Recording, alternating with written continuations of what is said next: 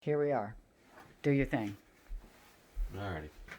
So when the power goes out, you drag the generator out, plug it into the inlet outside, start it up, let it warm up for a couple minutes, and then you come in here, and I've identified that these top four are the only breakers being used right now on this side, on the line side.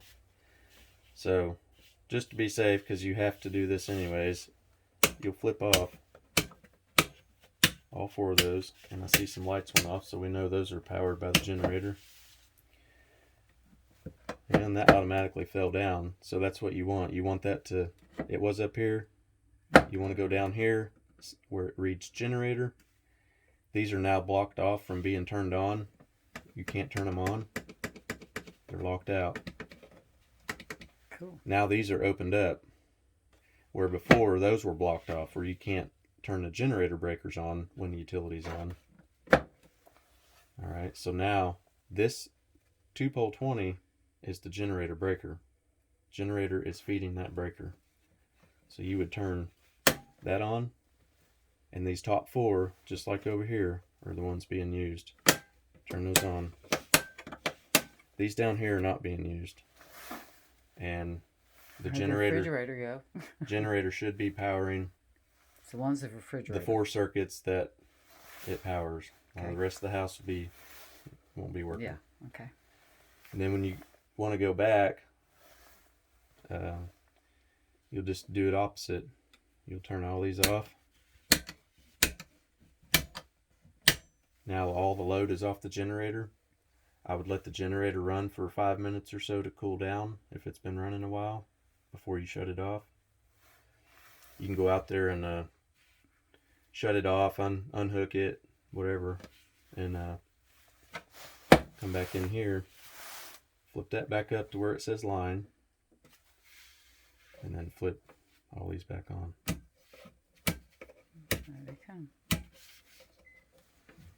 Yeah, refrigerator. And that's about it. Okay, I have one stupid question. Mhm.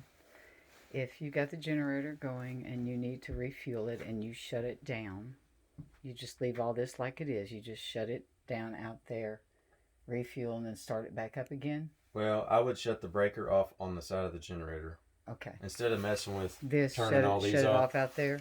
There's a breaker on the generators, probably a 30 amp 2-pole breaker. Okay. I would flip it off before you shut it off, Okay. because anytime you shut a load off like that, Washes?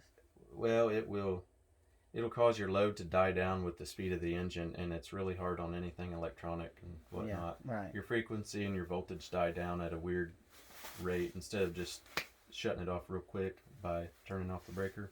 Uh-huh. So just turn the breaker off on the generator if you have to shut the generator off to check oil or put fuel in it. And then once you start it back up, you can flip that breaker back on. And you won't have to mess with doing nothing all here. all that kind of stuff. You do it all out there on the... Yeah, until the power comes back on, then you would do all that. Okay. But yeah, this system here keeps the generator side from being on at the same time these are. Yeah. And then when you go off, Right. so you can't make that go off with those on. Right. Gotcha. So that's the interlock part of it. Cool. And that's what keeps it from back feeding to utility. Cool. That's a good thing. Right. Mm-hmm. All righty. That it? Mm-hmm. I'm going to leave this here with this. Okay. That's going to be its new little home. I'm going to fix it up. Yep, and we found that wire nut. I'm glad we saw that, because it was kind of arcing. I touched it and it went. Ew. Well, yeah. Glad about that. I don't Okay. know why it did that, but besides the wire nuts, Everything else looks okay then, huh? the wire nuts are the cheaper kind that I don't care for. That's what yeah. it did. Yeah. Okay. So yeah. All right. All right. Well, I'll end this video. Thank you so much.